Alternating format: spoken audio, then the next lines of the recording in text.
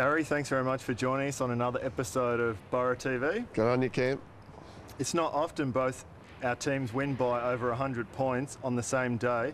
What a great weekend for the Port Melbourne Football Club.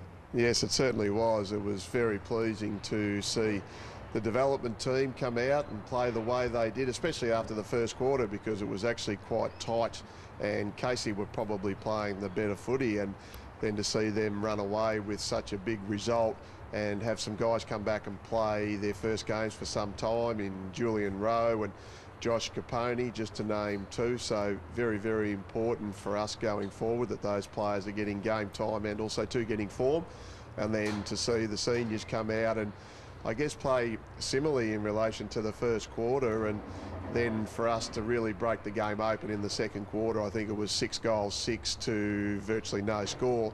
And even though we probably for about 10 or 15 minutes in the third quarter just had a couple of lapses in concentration, for then to play the way we did in that last quarter and kick 10 goals, it was certainly what we needed to see. And when one side's obviously going forward and playing in finals, it's important that you are fully aware of what you need to achieve. And unfortunately for Casey, they've got a few issues with injuries, and also too what's going on at their AFL affiliate in Melbourne as well. So yeah, it was a very good day all round.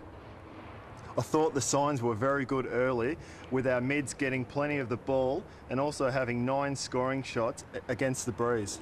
Yeah, well, it was a real tricky breeze too, because it was a bit stronger once you got out into the middle of the ground. So for us to be able to do that certainly said a fair bit about their mindset for the day. And when we're in a position with our mids, who we think we've got some pretty good depth there, I think by game's end it was something like 4 of our midfielders had over 30 possessions each. And also too with Shannon Lang coming back in after a week off with just a little bit of hamstring soreness, to go 30 possessions and 4 goals.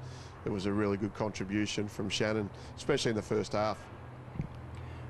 A 6-0 second term really split the game open.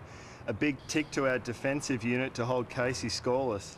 Yeah, it was. And look, our defensive unit's been very, very good. We've had minimal change down there, so that's a credit to the way the guys prepare themselves, and also to being able to consistently play somewhere near their best. And I think we're averaging around about the 74, 75 points against per week, so that's an enormous effort. And I know going forward we're certainly going to have to be at our defensive best. So guys like Marcus Davies have really got back into some really good form, and Sam Fleming was probably quiet in relation to what the opposition were doing, because they tagged him on Saturday pretty much the whole game.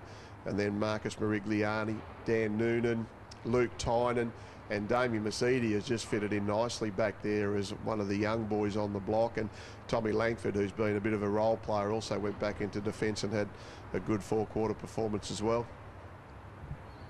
50 points up at half time. No doubt the message was to really go on with the job. Yeah, it was, because certainly if we talk about what we're trying to achieve, and that is that if we've played well enough to have a lead of whether it be 30, 40, 50 points, the thing that we want to be able to complete is the job, and certainly to become ruthless about what we're trying to achieve. And I thought the guys were able to do that, even though we came out of the blocks again in the third quarter, and I think Tommy Gordon had a chance to kick a goal, and then of course Adrian Bonadeo unfortunately fell foul of the umpires, and then I think we had a couple of other little things which really were not needed at the time. And if we've got a lead, we've got to be fully aware of that. The fundamentals with which we play and what makes us a good side have to be adhered to really strongly. And even though we probably were just slightly off, I think Casey in that time only scored 1 goal, so we're still able to outscore them. And at 3-quarter time, it was just purely and simply a matter of playing again that last 30 minutes, sticking to the structures, sticking to our game style, and really not giving the opposition a look in. We seem to have many goal scoring options. Is that one of the keys to winning modern football? Well, it's got to be, Cam. I think there was actually 14 goal scorers by the end of the match, and with DC kicking 5, it was another good contribution from him. But we've really got to become much more about what's going to be the depth of forward line play that'll give us the result. And if we've got one particular target who we go to, the opposition will probably find that reasonably easy to curtail and control. So the more avenues to goal and the more options we've got, we'll spread the load. And if we have got 14 goal kickers, it's a great result for the team, because really we're always building on one of the philosophies is that team defence and also team contribution wins games. I thought our inside 50 entries were much improved this week, particularly kicking to a lead on the 45, as well as getting our opponents one-on-one. Yeah, it was, and we certainly spoke about trying to get some sort of isolation and separation, and also too the ball movement I think continues to get better, so the ability to spread and also to use our skills, and at times our run and carry was certainly indicative, I guess, of the confidence that the guys were able to achieve over the course of the game. And we must continue that to really keep maximising how much pressure we can put on the opposition. At three-quarter time, you asked the boys to be ruthless. 10 goals was a great response. Yeah, 10 goals to 1, and they really only got that goal at the very end of the quarter too. So our domination by that stage had certainly become quite evident. And once again, that was the real pleasing thing, I think, for the whole match, was that we probably had opportunities over the course of the year to keep going forward, but for whatever reason, whether it's been an injury here or an injury there, or whether it's what the opposition have done, or purely and simply we just got ahead of ourselves, we haven't been able to do that. So that was the most pleasing thing that we discussed after the game in our team debrief, was about the fact that we didn't relent at all, and we went out and outscored the opposition 10 goals to 1, as mentioned. It must be getting hard to name only 6 plays in the best. We had a lot of good players on every line, I thought. Yeah, we did, and look, that's just so important to us. We know that if we're off in relation to our contribution level, we'll get beaten by anybody, and we're always trying to maximise our performance. We're always really demanding, I guess, that the guys play somewhere near their best form, because that's the only way a VFL standalone team will compete against these AFL alignments, whether it's Casey, who have only won 4 or 5 games, or whether it's Footscray that's currently sitting in second. And once we go away from that, once we stray away from that, then we become a bit of an average side. But the consistency and the way the leaders really led on Saturday, with Toby Pinwell playing another great game. We obviously didn't have the services of Chris Kane and John Baird as well.